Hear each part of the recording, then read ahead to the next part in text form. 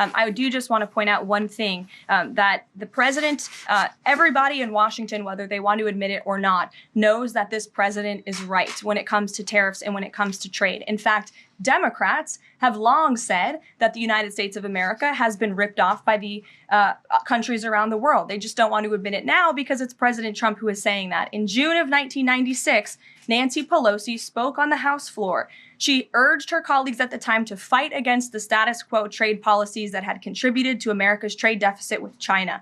In fact, Nancy Pelosi said, "How far does China have to go? How much more repression? How big a trade deficit? How many jobs have to be lost for the American workers? How much dangerous proliferation has to exist before members of this House of Representatives will say, 'I will not endorse the status quo'?" In terms of tariffs, I think it's interesting to note that the average U.S. MFN tariff on Chinese goods coming into the United States is 2%, whereas the average Chinese MFN tariff on U.S. goods going into China is 35%. Is that reciprocal? In terms of jobs, this is the biggest and cruelest hoax of all.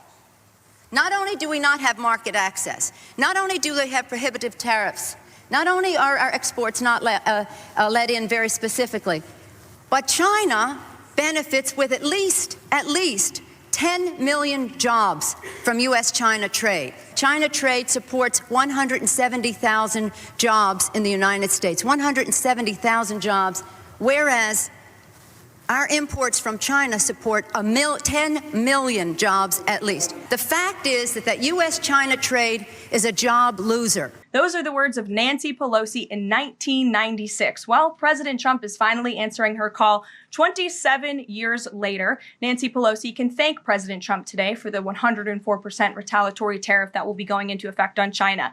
In 2007, Chuck Schumer spoke of our nation's crippling trade deficit, saying these are the kinds of records the American people don't want us to be breaking. The administration needs to move beyond words, take action now to reverse a trend that threatens our prospects for future economic growth.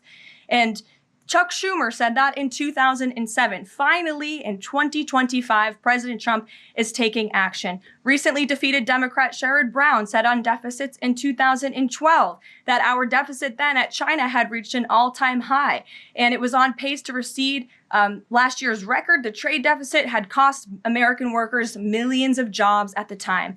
These are the words of Democrats years ago. It is about time America finally has a president who is taking action to restore those millions of jobs back to the United States of America, to boost our manufacturing industry. He's doing what's right for the American people.